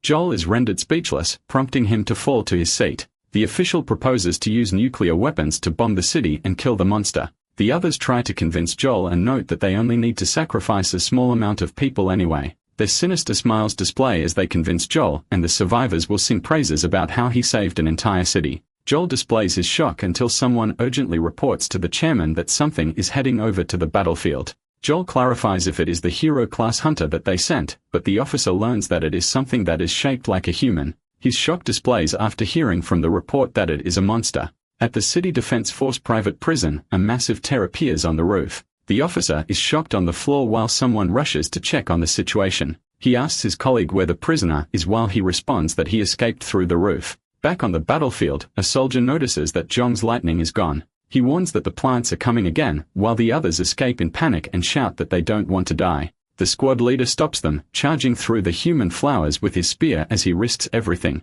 He slashes the monster, but he is instantly captured by the human flowers. The soldier screams for the squad leader, deciding to charge as well and risk it all. A dark energy suddenly slashes through the human flowers, cutting the vines all at once. The squad leader escapes, while the soldier instantly helps him, shocked that they are saved miraculously. Meanwhile, Lily's gigantic form walks through the city. The chopper is ordered to retreat, but the cameraman tells the pilot to stop. His excitement displays after seeing the arrival of a reinforcement. A dark energy stretches through the city while the viewers thank the Federal Union for sending backup. Dark slashes cut through the vines as the camera closes up in Sean's monstrous form. He locks in as he takes on his mission to defeat the Great Evil Spirit and earn its core as a reward. Sean notices that the Great Evil Spirit's energy is different this time, while the original was a symbol of decay. He notices that the Great Evil Spirit this time symbolizes life. Sean points out that the forest growing in the city turns into the Evil Spirit's territory and into its own. He realizes that the new Evil Spirit is the most evil of all as she turns the city into a mind hive. However, Sean does not care and focuses on getting the Evil Spirit's heart as his reward, prepared to kill Lily. She calls for everyone to serve her with loyalty, promising them a life free of pain and injustice. She can finally feel the collective consciousness, her connectedness with the flowers and the humans she absorbed. She smiles as she can't wait for more people who are suffering to join her cause. Suddenly, glowing orbs disappear one by one, alarming Lily that a large number of her people in the south are disappearing. Her wrath displays as she questions the person responsible for it until she notices Sean killing the human flowers in the city. He can't believe that the monster reincarnated as Lily as he rushes upward to get closer to her. Her shock displays that Sean is not assimilated. He finally reaches her hand while Lily raises her arm as she plans to smash him. He raises his sword, launching himself to strike her arm. He slashes his sword with immense speed, cutting her arm in pieces. He continues to move to the other parts, but the human flowers arrive to charge at him. The flower suddenly lights up, exploding like a bomb. Sean manages to endure the explosion until something catches his attention. He tries to bolt his way out, but the other human flowers explode, detonating as he passes through them. The cameraman is elated as he narrates the situation and commends how fast Sean is. The civilians watch on the big screen as the battle happens while Hayes is in shock as he sees a hunter that looks like a monster. He notes that evading the explosions at their very edges is a skill, still in disbelief that the man-like monster has tons of battle techniques a level 9 hunter can't even do. He tries to believe he is a human in strange armor, but wonders if he is truly a monster, fearing humanity is doomed. Meanwhile, Sean continues to close and which puts Lily in shock. Something emerges from his back as dark energy flows out. His wings spread wide as he takes flight. Sean emerges and radiates with immense power, prompting Lily to look shocked. People question why it suddenly begins flying after all the dodging. Hayes explains that the flight was a surprise tactic, which is a bold move to strike the Great Evil Spirit's brain directly. Sean charges up with energy aiming to strike. It unleashes a violent blast downward, crashing into Lily, and causes a large explosion of dark energy. The cameraman celebrates as the screen confirms a direct hit. The army of human flowers advances rapidly in formation until they suddenly stop. The cameraman shouts in surprise as all the human flowers across the city come to a halt. The monsters begin murmuring in unison, repeatedly asking who Sean is. The question echoes over the city, while Lily rapidly regenerates as the question continues. She suddenly recognizes the flying crow in Sean's hand, but he remains silent. Lily realizes that he is a monster himself, while her gentle expression displays and tells him that they don't need to fight. She extends her hand and invites them to connect their power with hers and the others below. Lily tells him that they can change the dark world together and reveals the Great Evil Spirit core, which can only be used with her approval and is said to enhance one's vitality. Sean notes that it's receiving the mission reward directly and senses a strong temptation. She urges him to destroy the stale world with them, telling him he can run toward the mountain range and then toward the river and see freely. She declares that if unending darkness exists in the world, it must be destroyed with the world itself. Her words echo as human flowers raise their faces to the sky. She calls out to Sean, inviting him to help create a new world. The cameraman clutches his chest in panic, overwhelmed by the collective cry of the human flowers. He watches Lily and realizes the greater threat now is the two monsters knowing each other. The girl silently looks up at the winged monster floating above the city. He floats in silence, revealing that he has no interest in protecting humans or siding with monsters, only in fulfilling one desire. He declares his goal to kill all monsters even if it means becoming one himself. She understands his silence and suggests he came to destroy her. With a sharp gaze, she challenges him to prove whether he will destroy her or be destroyed. She smiles defiantly and declares she will destroy the world instead. Her head explodes just like her minions. Her energy blasts forward and clashes with Sean. Vines surge from her head, wrapping tightly around him.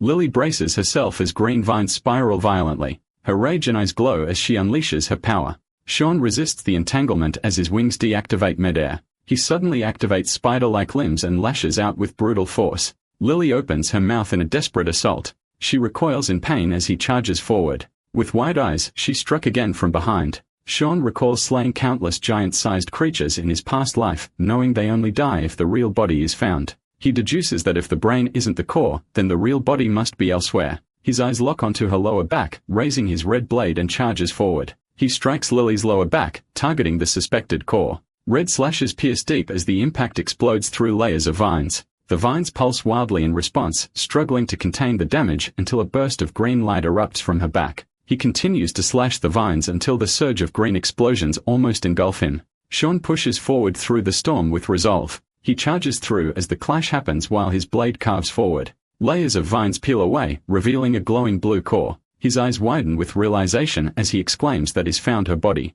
Sean's mask starts to crack as he pierces through his sword, seeing Lily's body floating inside. She turns her eyes, but the sword stabs her already before she could react. Her eyes stare him blankly, while she admits that she did not expect that he would get luck with his fuel strikes again. He takes out his sword, silently noting that he is out of breath already and starts to fall. The vines start moving, catching Sean from his fall. She approaches him, asking what to do next. She gently comments that she thinks that he is way more handsome than the masked man. Sean is rendered speechless, while Lily confirms that he successfully killed her and she only has little strength left. Her gigantic form crouches, while the cameraman worries that Sean has failed his attempt until something shocks him. A massive energy gravitates the whole city, alarming everyone until a bright nuclear bomb falls from the sky. The cameraman recognizes the impending chaos and starts to panic, while Joel sits alone in the boardroom after the upper echelons decide to use a nuclear weapon to attack the evil spirit. He feels remorseful after giving the strike a green light, while Lily is in disbelief of their cruelty with innocent humans being dragged as targets of sacrifice.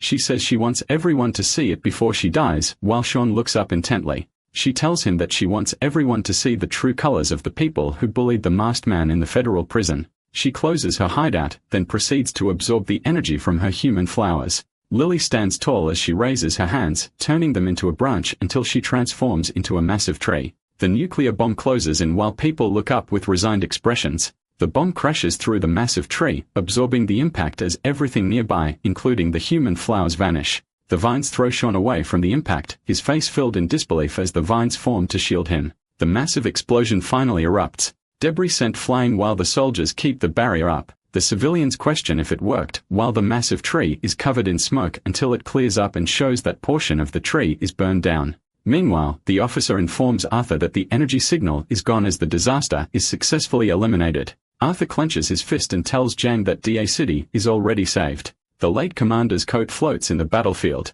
His medals remain intact. Some people wonder if the evil spirit intentionally collided with the bomb, while others question if it is really over. Someone suddenly points to something, seeing on the screen that the massive tree is split open. The tree suddenly disappears, leaving behind petals that float in the sky. The tree suddenly disappears, leaving behind petals that float in the sky, falling like snow. The people find it beautiful, but someone stops her from touching the petal as she might get assimilated. As the girl catches the petals, she remains fine. In the battlefield, Sean carries Lily peacefully, resting her head on his arms. She opens her eyes and finally sees what she's been longing for, a spring that can be beautiful. She reaches her hand until her body glows as she touches the petal. Lily suddenly vanishes while the system confirms that Sean successfully completes his mission and receives his reward. He holds the evil spirit's heart glowing brightly in his hand. He looks at the artifact as he notes that it is also Lily's heart. He clears his throat as he equips the great evil spirit's core, putting the heart on his chest. Sean suddenly teleports, vanishing from his spot.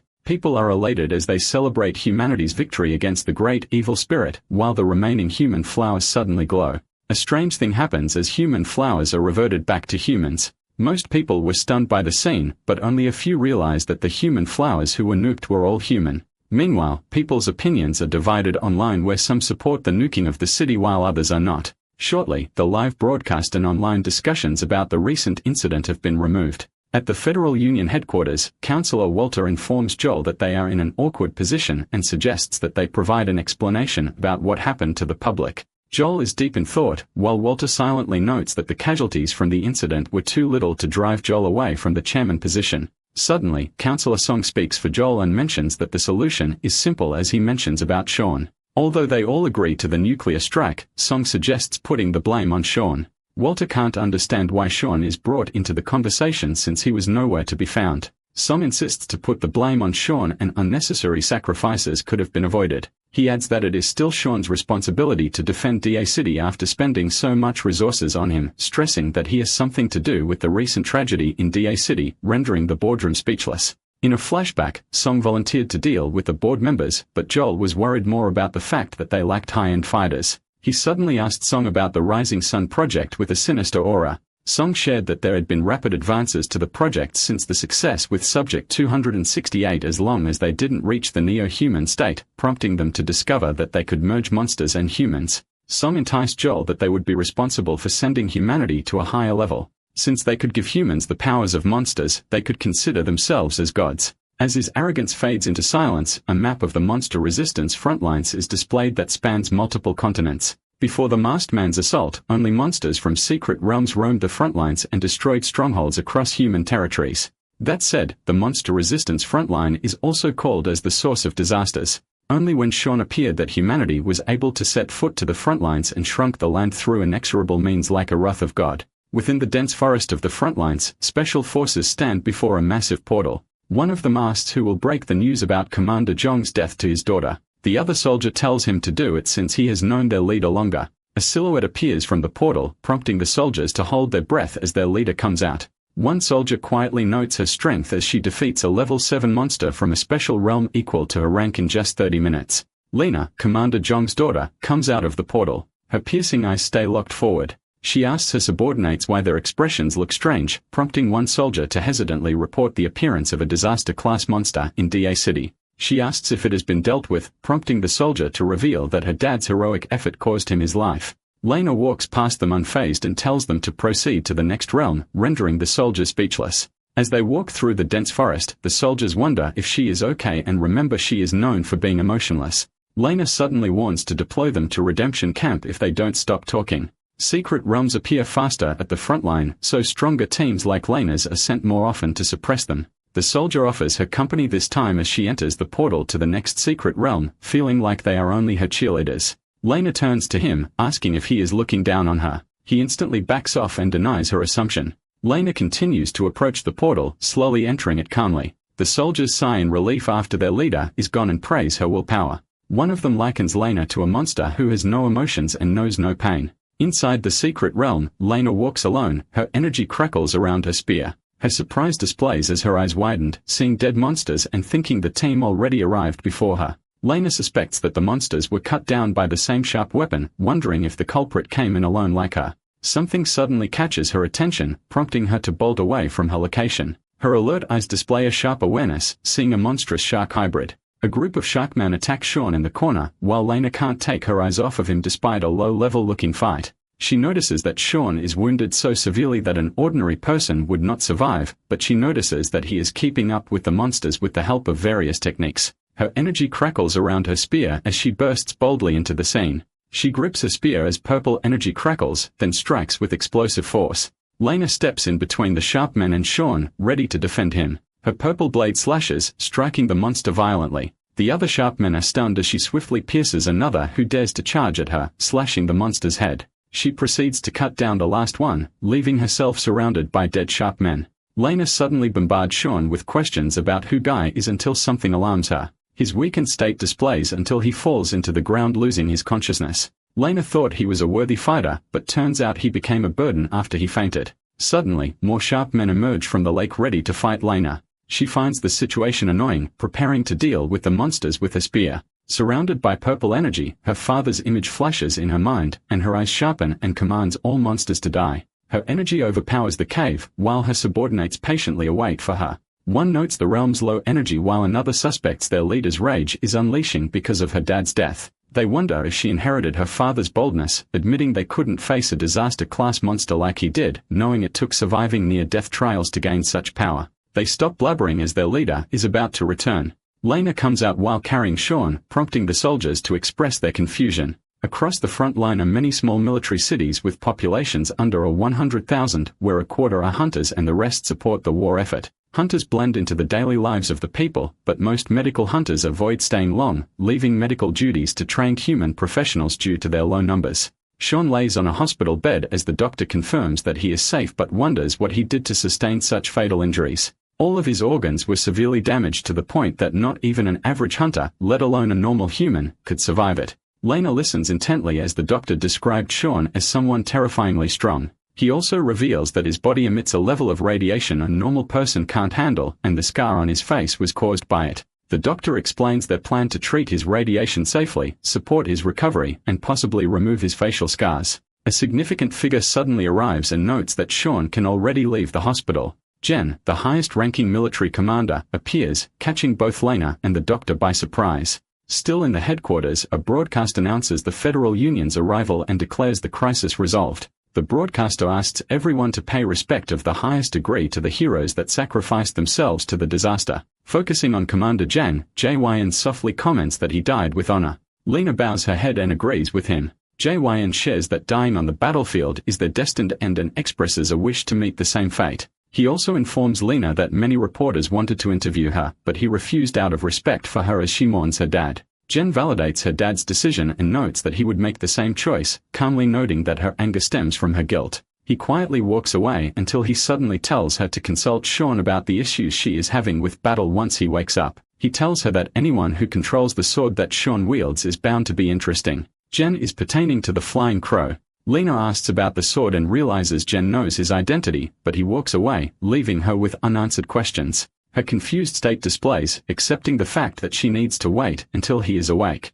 Suddenly, Sean jolts awake with panicked eyes as if torn from a nightmare. Sean wakes up in shock, eyes wide as he realizes something's off. Lena also reacts with her expression sharp and alert, drawing her sword swiftly and steps back. She admits it's the first time someone has ever made her feel threatened. Sean lies calmly in bed, looking away without concern, prompting Lena to question if he's curious about where he is, revealing they are in a camp called N3. He learns that she brought him out of the secret realm as the two introduce each other's names. An awkward silence follows until a news broadcast notes that Sean vanished irresponsibly after relying heavily on Federation resources. A news anchor criticizes Sean for not living up to his role, calling his absence a betrayal of the people's efforts. Lena notes that this kind of harsh blame reflects growing anxiety and restlessness from others. She explains that Sean becomes a scapegoat when he's absent as all problems are pinned on him. She turns to him and notes that he can stay safely as long as he doesn't pose a threat, complimenting his strength, but adds she could still break his bones one by one.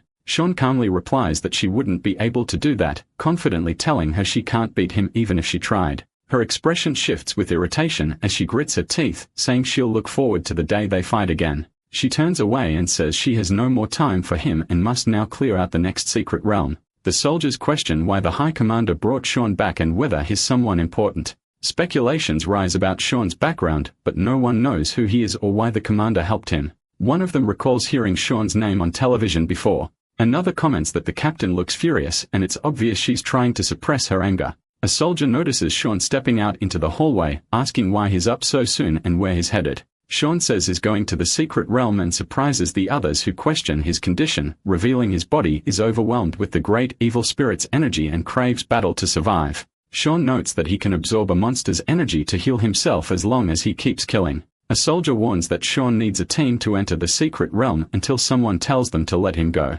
Everyone turns in surprise as the High Commander arrives. Jen smiles in response, prompting the soldier to protest, but Jen states that rules are made for people and not the other way around. With a confident smile, Jen declares that his word is final, prompting the other soldiers to agree quickly. Sean stands before the commander, while Jen nods his head. The commander instructs half the team to follow Lena and the other half to accompany Sean. Meanwhile, Lena steps into the light toward the next mission until the two soldiers rush up to her, but she questions where the others are. They explain how Sean suddenly asked to enter a secret realm and the commander shockingly agreed. Lena is stunned that he do something so reckless immediately after waking up, prompting her to stare silently. She notes he may have his own motives, prompting the soldiers to question if he is really that good.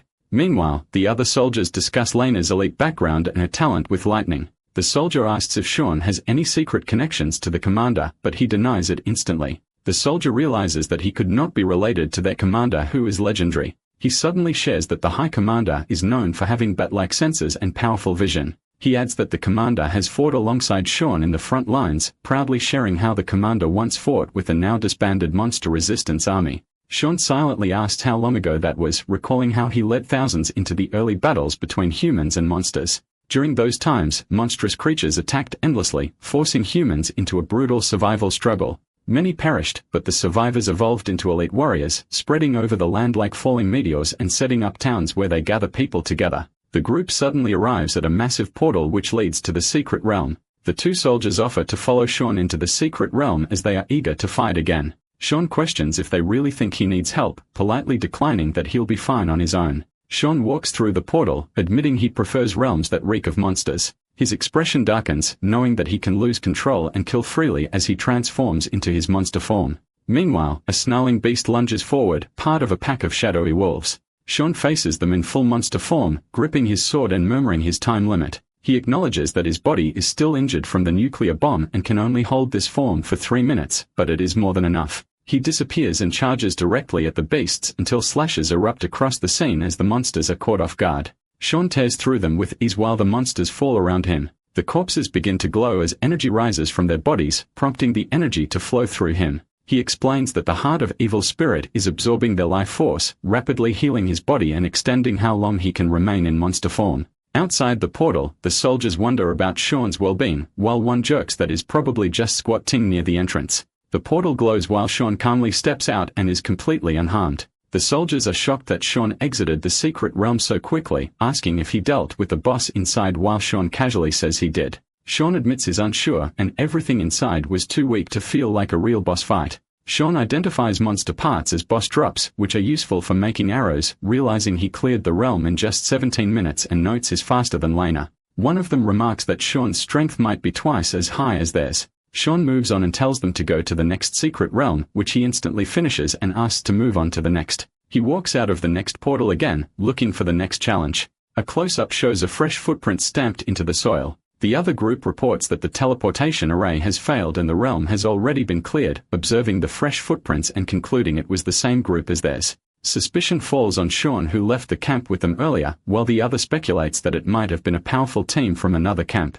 Lena quietly suggests it might not be such a bad thing and tells the team to return. Back at Army Camp and 3's management office, a briefing outlines how expedition results are turned in for rewards. Lena is stunned to hear Sean's team cleared 17 secret realms in one day. They present a list of cleared secret realms which surprise the official, while the clerk nervously asks how they can prove it was really them who did it. A massive pile of precious loot is slammed onto the counter. The soldier scolds him for doubting, explaining that the materials came from secret realm bosses. The clerk says he didn't mean to question them and is just shocked. They explain that Sean, personally appointed by the High Commander, cleared them all himself. The clerk suddenly presents a realm that is problematic and asks them to deal with it too, prompting Sean to accept the request. One soldier praises Sean and says his strength surpasses even Lena. But before they can celebrate further, the clerk nervously mutters. The soldier turns around to see Lena standing right behind him, trying to take back what he said and apologizes to her. The soldier suddenly confirms that the secret realms listed are exactly the ones they cleared, prompting Lena to ask Sean, to which he confirms.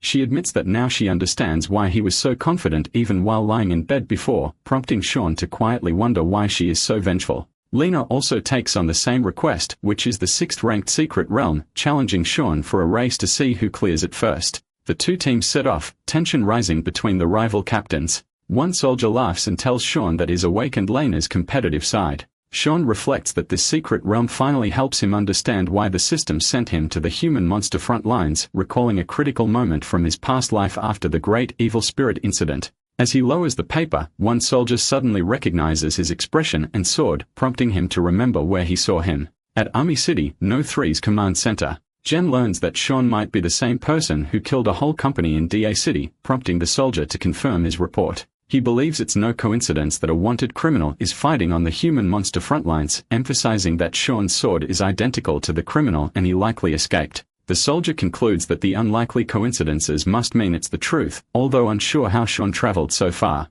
Jen agrees with the reasoning and says he'll head to the fork in the river after finishing his current task. The soldier grins and silently hopes that he is right to gain Jen's approval. Meanwhile, a portal opens in the middle of a grassy field.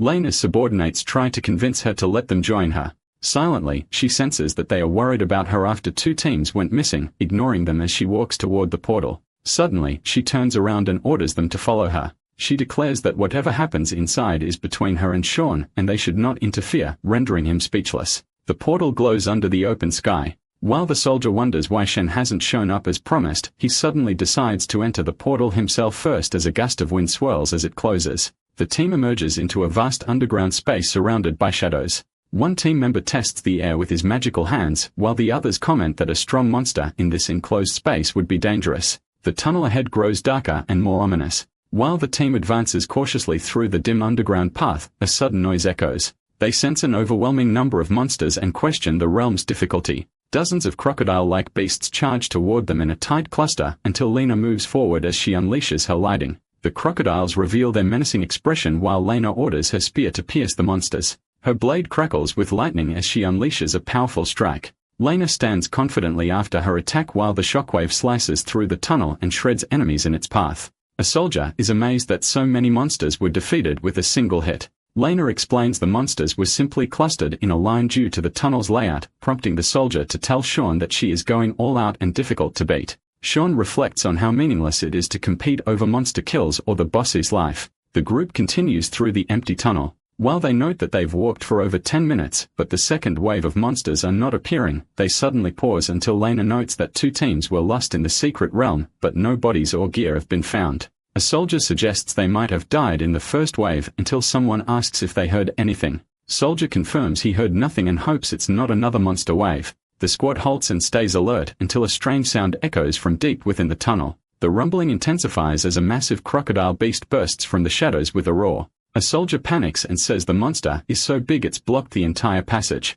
Lena suddenly questions why her teammates are so terrified, wondering if the monster has the innate ability to intimidate their spirits. Surrounded by lightning, Lena calls it a cheap trick, declaring that it does not affect her as she charges forward. Meanwhile, Sean unsheathes his sword while keeping calm. He raises it confidently until he pierces the ground with immense force. The crocodile beast opens its jaws wide, but Lena charges with a powerful thrust through the monster. Something suddenly catches her attention, seeing Sean dragging his sword on the ground. The floor cracks from the impact until he draws his sword from the ground. Turns out that another massive crocodile hides underground as it bursts out violently. The monster convulses in pain until it drops on the floor. Sean silently notes that he could absorb all these monsters if he were alone. The soldiers are confused how a second monster appeared underground, expressing their gratitude for Sean for saving them. Someone asks if Sean detected it from the ground shaking, while Lena silently admits she was fully focused on the first beast. Sean confirms it was indeed the tremors that warned him. A soldier questions how he could detect and pinpoint the weak spot while lying injured, but Sean only responds with silence.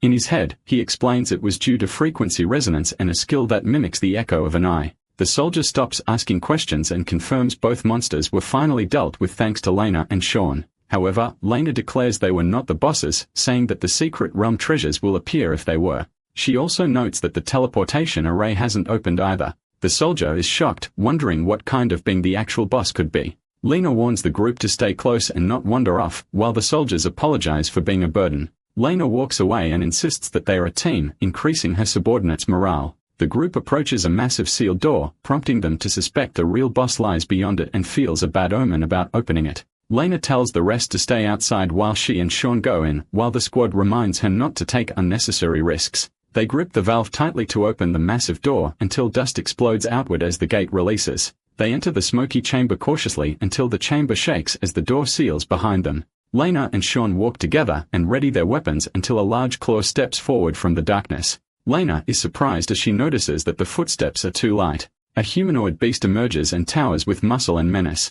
Lena identifies it as a humanoid type, which is more dangerous due to its human traits. The beast shows its overwhelming presence, letting out a furious roar. Lena braces herself for combat as power surges around her. She dashes forward, lightning flaring from her spear as she yells that the monster underestimated them. Purple energy crackles violently from her weapon, while Sean observes that her spear may have surpassed the speed of sound. Roar. However, the monster catches her spear casually, shocking Lena. The humanoid slams her on the ground, causing her immense pain. She suddenly takes out a firearm, aiming at the monster as she lies on the ground. The firearm collects purple energy while a bright light flashes. The blast hits the monster head-on, burning the humanoid's face. Silence follows the surroundings after the intense fight. Sean comments on Lena's risky tactics while she admits that she needs to do it in order to win. Sean agrees with her, which surprises her. Meanwhile, Lena notices something unusual, revealing human fused into the beast's body as she looks closer. Lena recognizes the soldier, confirming that he is a hunter with the same level as her and has his own team.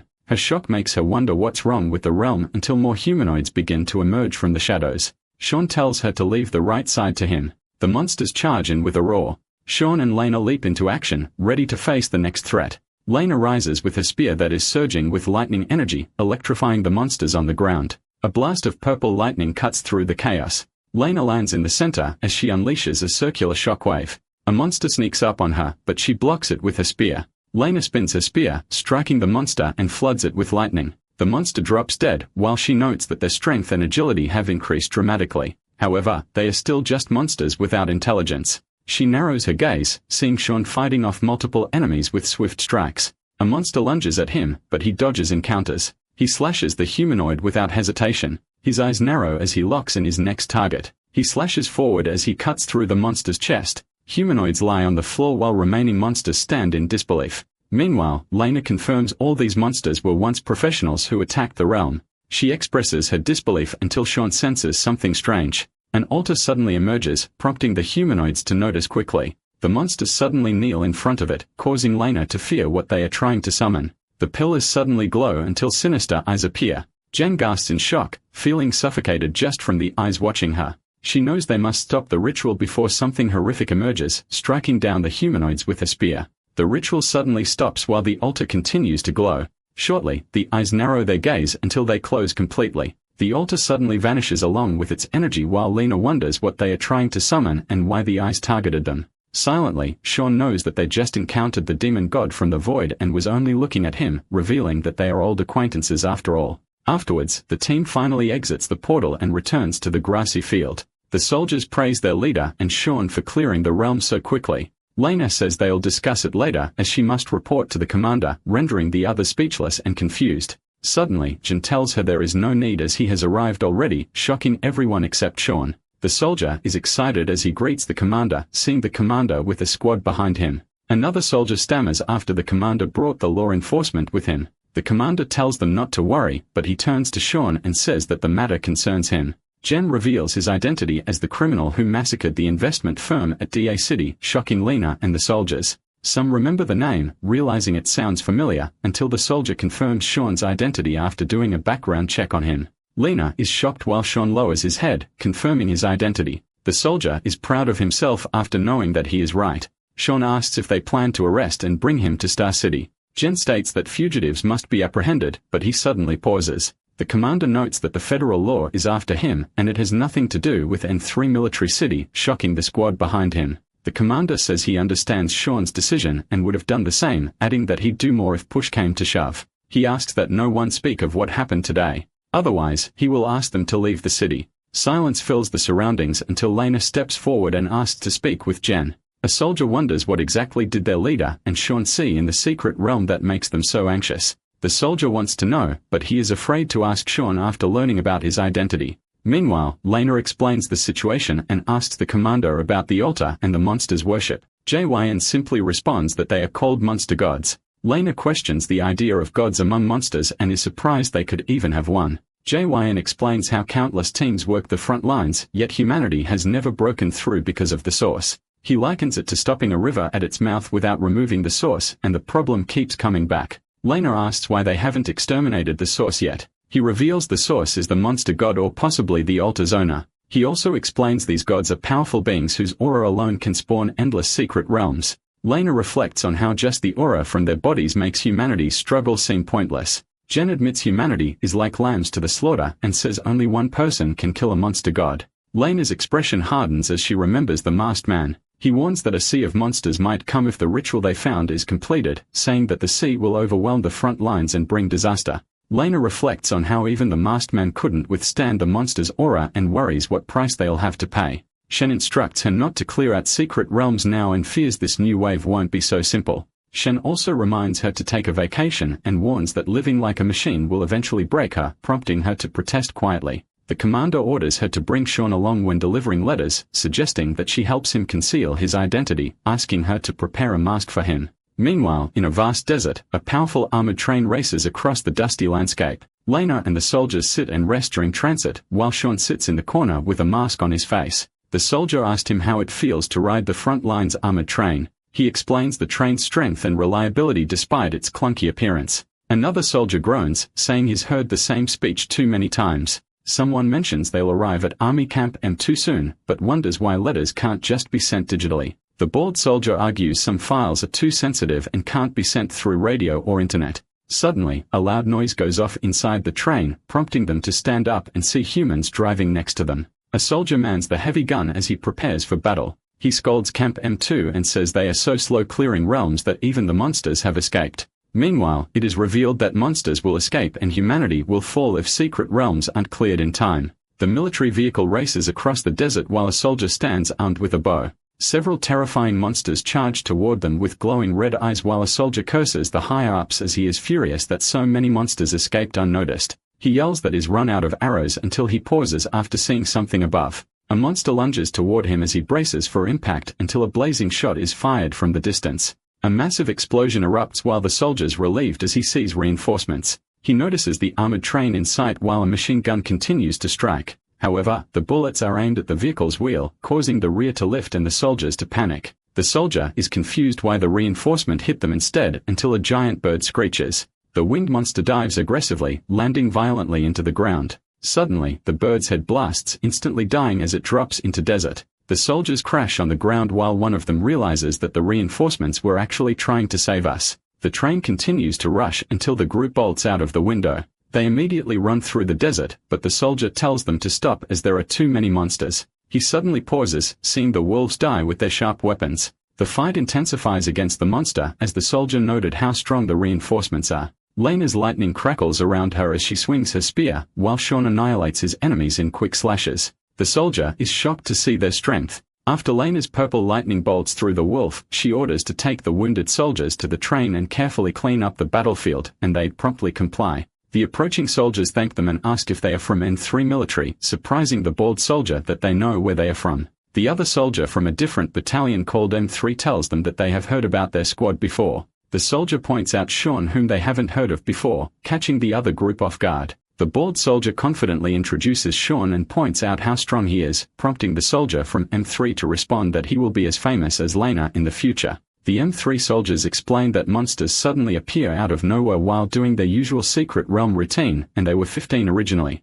Expressing his anger that the officials at the office did not realize that the seals were broken and hopes the other did not experience what they went through. Lena is surprised while the soldier adds that there were too many secret realms spawning, making her wonder if this is an omen that the monster wave is coming already. Orders everyone to move as they need to get to M2 military city as soon as possible. Upon arriving at the base, soldiers scout the surroundings. The soldier worries that there have been fewer teams who are returning every day, while his colleague reassures him that they could be spending more time clearing the secret realms and it is nothing unusual. The soldier suddenly pauses after seeing an armed train rushing through their entrance. The flag operator signals them to stop for security inspection until something unexpected happens. The train crashes through the entrance, breaking the wall as rubble scatters everywhere. The soldiers stand in shock until a hatch opens. Something is thrown out of the hatch, which turns out to be a dead man hitting the ground with a thud. The soldiers are shocked to see the dead hunter until a monster emerges on top of the train. A human-like fly appears, which shocks the soldiers, then the train's door suddenly opens. A silhouette of flying creatures emerge from the dark, which turns out to be giant bugs. The monsters ambush the soldiers without hesitation until one of them shoots them with his firearm. However, he is just devoured by the monsters instantly. M2 City is burning shortly after the ambush, while swarms of giant bugs fly through the surroundings. The human fly stands confidently as he watches his minions take over the city, mumbling words in his own language. Meanwhile, M3 squad's train travels through the desert, while an M2 soldier panics as Lena suspects that monsters will attack their city. The soldier is in disbelief since monsters have the intelligence to do so, and their high commander is level 7. Lena turns to the window and hopes that he is right, silently noting that even a Class 9 hunter will die from a monster wave. Lena suddenly paused, seeing the burning M2 city through the window. The soldiers notice the same scene in panic until someone from M2 city calls through the radio that they are under attack, desperately begging for reinforcements. The soldier informs them that the High Commander died in the battle and that their city has already fallen. As the city burns, alright, that's the end of the story. Thanks for watching, see you in the next one.